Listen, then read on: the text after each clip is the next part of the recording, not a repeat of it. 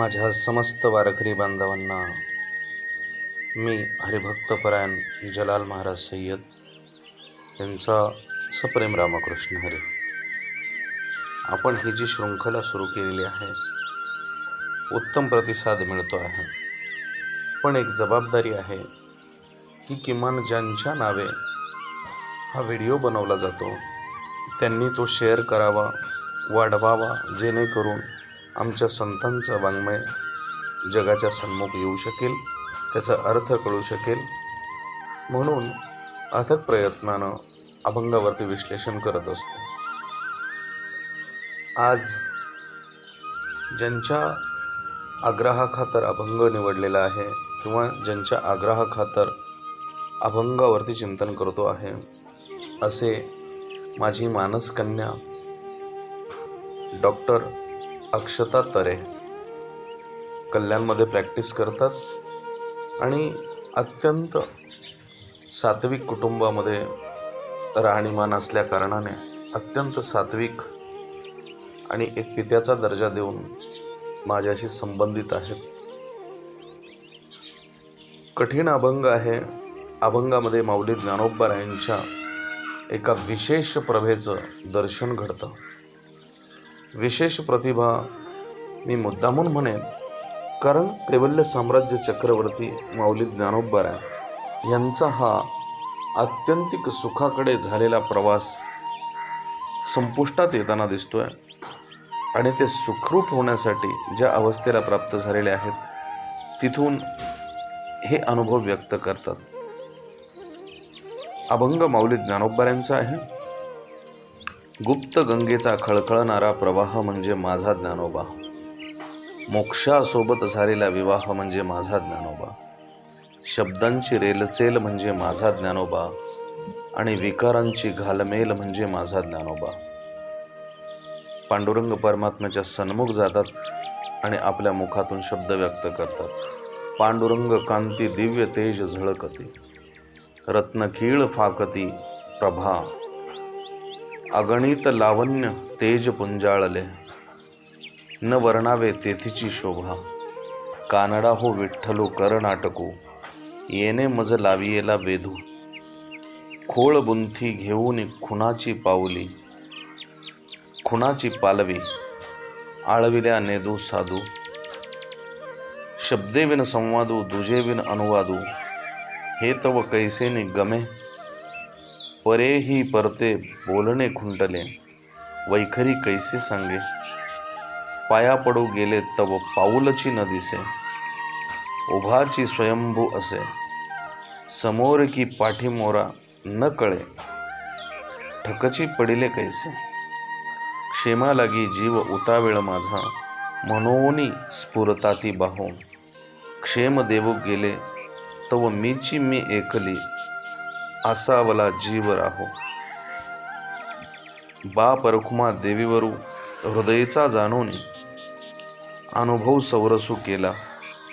दृष्टीचा डोळा पाहो मी गेलिये, तो भितरू पालटू झाला.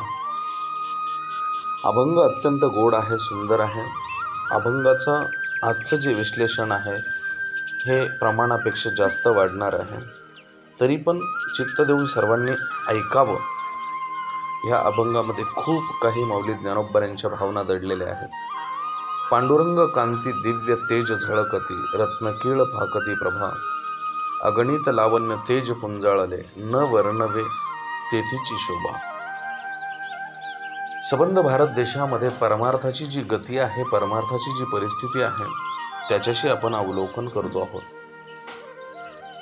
ज्या वेळेस आम्ही भगवान परमात्म्याचं स्वरूप उत्तरेमध्ये बघतो तर भगवान परमात्मा गौरवर्णधारक म्हणून सगुण उपासना केली जाते.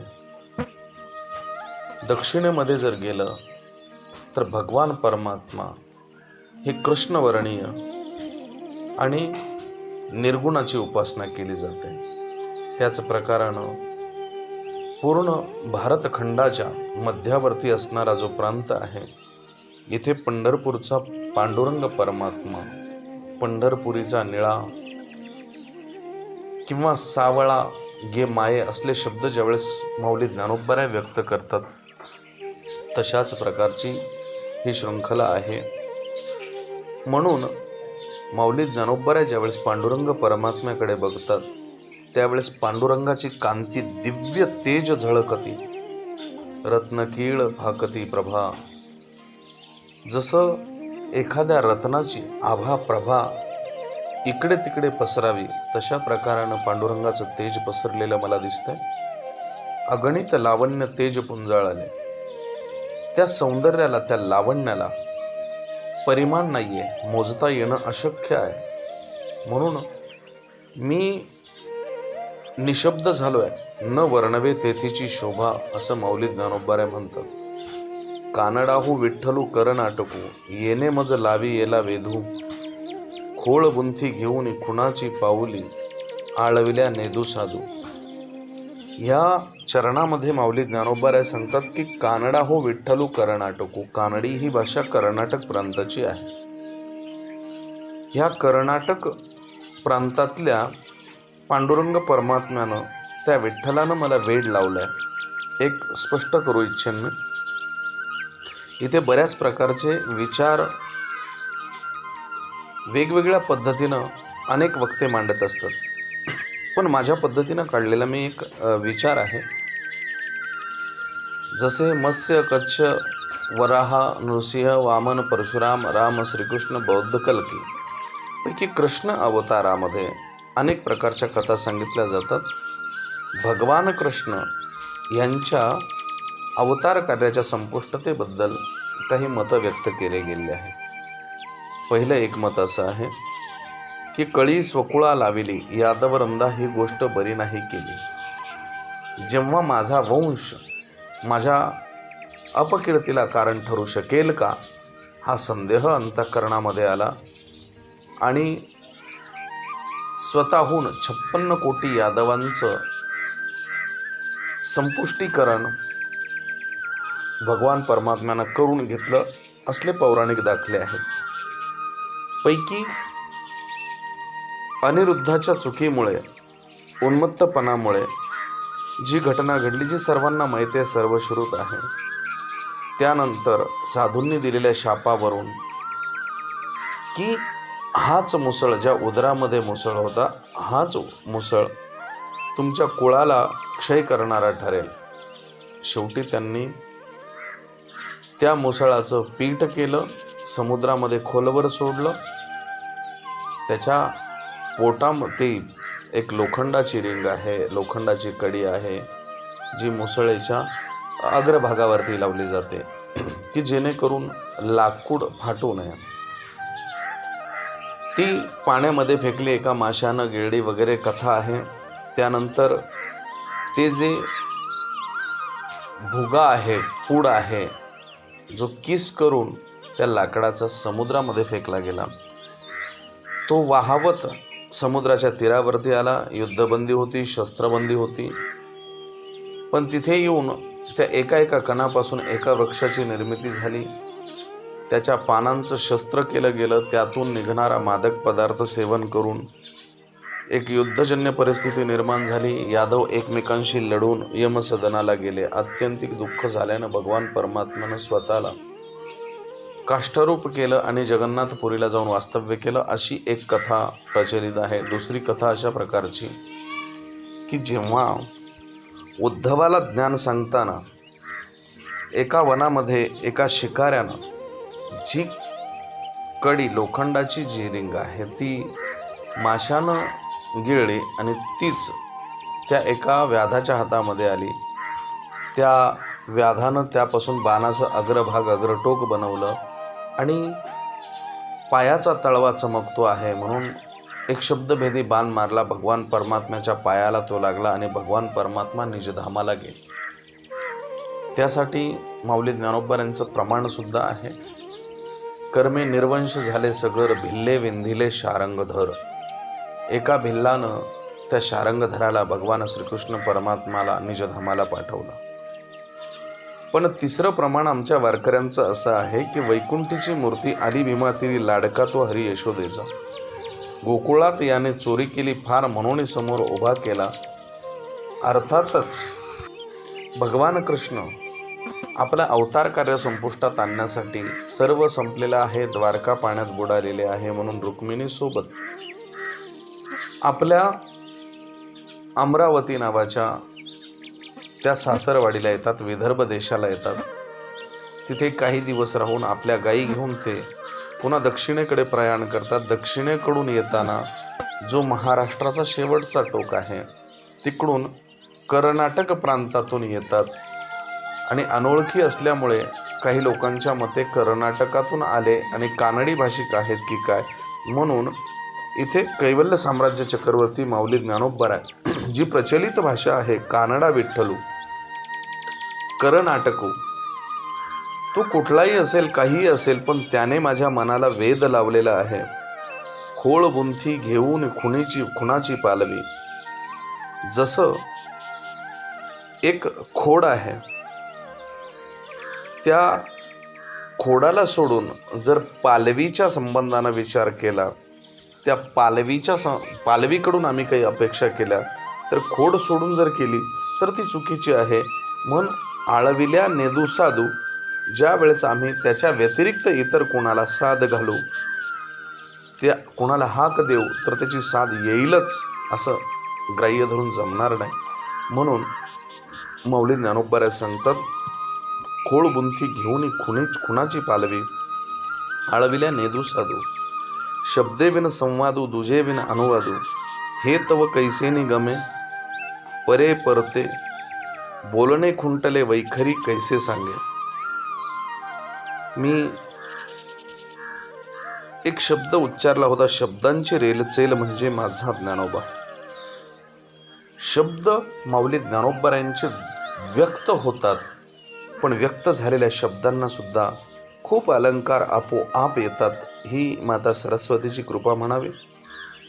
शब्देविन संवादू दुजेविन अनुवादू, शक्य नाही ना, शब्दाशिवाय संवाद साधला जाऊ शकत नाही आणि दुसरी व्यक्ती असल्याशिवाय अनुवाद बोलणं चालणं होऊ शकत नाही. हे कसं शक्य आहे. परेही परते बोलणे खुंटले वैखरी कैसे सांगे, परा पश्यंती मध्यगा वैखरी. वैखरीपर्यंत आलेला जो शब्द आहे तो शब्द परेपासून यायला हवा, पण परेनं सुद्धा त्याचं वर्णन करताना मौन धारण करावं. वेद मौनावतो, नेती नेती म्हणतो, किंवा अनेक प्रकारच्या प्रमाणांनी सिद्ध करता येईल की हा पांडुरंग परमात्मा आहे याचं वर्णन करण्यासाठी शब्द संपदा कमी पडते. एवढंच काय की चारही वेद खुंटले त्यांच्याही मुखातून शब्द यांच्या स्तवनाचे निघू शकत नाही. माझ्यासारख्यानं काय बोलावं, म्हणून शब्दे बिन संवादू दुजे बिन अनुवादू. दुसरा कोणी जर नसेल तर संवाद होऊ शकत नाही. म्हणून या ठिकाणी मला मुद्दामून बोलायचं आहे. एक सुंदर असं इंग्रजी पुस्तक आहे एका पाश्चात्य देशातील संत व्यक्तीनं, ज्याचं नाव आहे सेंट फ्राइड. एका ठिकाणी मी सहज गेलो असता विमानतळावरती खूपच उद्विग्न अवस्था होती. कोणी बोलायला नसल्या कारणानं मी एक पुस्तक विकत घेतलं. छोटंसं पुस्तक होतं, दी फ्राइड्स फिलॉसॉफी. त्यामध्ये एक कथा आली होती की जर अद्वैताची प्राप्ती करून घ्यायची असेल तर द्वैतातूनच प्रवास करावा लागतो, तरच अद्वैताची प्राप्ती होते. एक तहानलेला कुत्रा येताना फ्राइड बघतो, तो एका तळ्याच्या काठी बसलेला आहे. तो विचार करतो की मी ज्या द्वैतात आहे, हा माझा प्रपंच, ही माझी मुलं, ही माझी पत्नी, हा माझा संसार, हे जग, या सर्व गोष्टी बघत असताना तो विचार करतोय की हे कसं सोडून जाता येईल, ह्यांच्यासोबत मोक्ष मार्ग नाही का.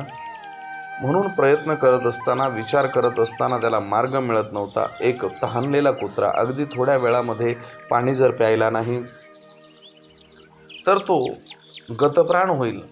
अशा अवस्थेमध्ये पडत झडत कसा बसा तो तलावाच्या तीरावरती आला. शांत नितळ पाणी. त्या तलावाकडे त्यानं बघितलं. तहान भागेन आणि मी पुन्हा पुनर्जीवित होईल किंवा पुन्हा एकदा प्रफुल्लित होईल असं त्यानं मनात आणलं आणि पाण्यामध्ये बघितलं तर त्याची प्रतिछाया त्याला दिसू लागली. तो घाबरला. तो विचार करू लागला की ह्या तळ्याचा जो राखणदार आहे तो माझ्यावरती गुरगुरतो आहे. यानं गुरगुरण्याचं अवसान आणलं पण शक्य झालं नाही, कारण शारीरिक अशक्तता. बराच प्रयत्न करून बघितला पण शक्य झालं नाही. शेवटी विचार करतोय की पाण्याविना मरण्यापेक्षा भांडून मेलो तर कदाचित विजयी ठरलोच तर पाणीही मिळेल आणि जीवही वाचू शकतो.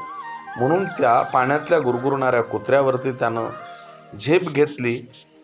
जशी त्यानं झेप घेतली तत्क्षणी ते प्रतिबिंब नष्ट झालं आणि मग त्याच्या लक्षात आलं की या पाण्यामध्ये दुसरं कोणीच नव्हतं, माझंच प्रतिबिंब होतं. तसंच मीच नटलो आहे नानापरी, हे माझंच प्रतिरूप आहे. ही अवस्था माऊली ज्ञानोबरांना घडली.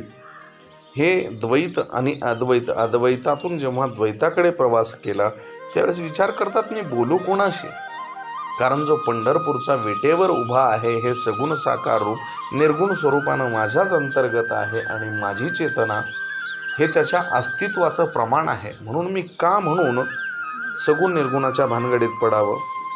माझ्या मुखातून शब्द व्यक्त होण्यासाठी परेमध्येच ज्ञान साठलं नाही तर ते वैखरीतून प्राप्त कसं होईल. पाया पडू गेले तव पाऊलची न दिसे. जेव्हा त्या निर्गुणाच्या दर्शनासाठी गेलं, सगुणाच्या दर्शनासाठी गेलं आणि निर्गुणाची प्राप्ती झालेली आहे, तर तो समोर उभा असताना सुद्धा उभाची स्वयंभू असे पण निर्गुण स्वरूपामध्ये त्याचे पायही दिसत नाही, कारण मी तदाकार झालेलो आहे. समोर की पाठ मोरा न कळे ठकची पडिले. मी संभ्रमात आहे. ठकची पडिले कैसे, मी संभ्रमात पडलोय. कारण पाया पडण्यासाठी जावं तर मूर्ती दिसते आहे पण मूर्तीमध्ये माझं स्वरूप आहे. तो कसा उभा आहे, पाठमोरा उभा आहे की माझ्या समोर मुख करून उभा आहे हे समजत नाही. ह्या संभ्रमामध्ये माझ्या सगुण आणि निर्गुण, साकार आणि निराकार ह्या संभ्रमाची अवस्था निर्माण झालेली आहे. क्षेमा लागी जीव उतावेळ माझा, म्हणून स्फुरताती बाहो. क्षेम देऊ गेले तव मीची मी एकली, असावला जीव राहो. ह्या चरणामध्ये क्षेम शब्दाचा अर्थ असा आहे की प्राप्त वस्तूचं संरक्षण करणं. हा देह माझा आहे, याचं रक्षण ईश्वरानं करावं म्हणून मी जबाबदारी देण्यासाठी गेलो. मी हात उचलले, नमन केलं आणि त्याला विनंती केली की माझा सांभाळ कर, माझं रक्षण कर. तेव्हा माझ्या लक्षात आलं की मीच सांभाळणारा आहे तर मला सांभाळणारं कोणी असेल का. तरी पण माझी ही त्याच्या प्रतीची आसक्ती, आस, ही ओढ नित्य राहो ही माझी आशा आहे. असावला जीव राहो. बाप रखुमा देवीवरू हृदयीचा जाणून अनुभव सौरसू केला. दृष्टीचा डोळा पाहू मी गेलीये, तो भितरू पालटू झाला. माऊली ज्ञानोबा सांगतात, माझ्या अंतःकरणामध्ये जो अनुभव प्रकट झालेला आहे, ह्या दृष्टीला बघण्यासाठी जे मला चर्मचक्षु मिळालेले आहे त्यानं मी बघण्यासाठी गेलो. बघता बघता ज्ञानचक्षु अंतर्मुख करून बघितलं तर माझ्याच अंतःकरणामध्ये त्याचं प्रतिरूप प्रकट झालं. हा माझा अनुभव आहे आणि मी माझ्या ज्ञानचक्षूनं, अंतर्चक्षूनं, प्रज्ञाचक्षूनं त्याला बघितलं तर तो मला असा दिसला. पांडुरंग कांती दिव्य तेज झळकती, रत्नकीळ फाकती प्रभा. अगणित लावण्य तेज पुंजाळले, न वर्णवे तेथीची शोभा. आजच्या अभंगाला इथेच विराम देऊ.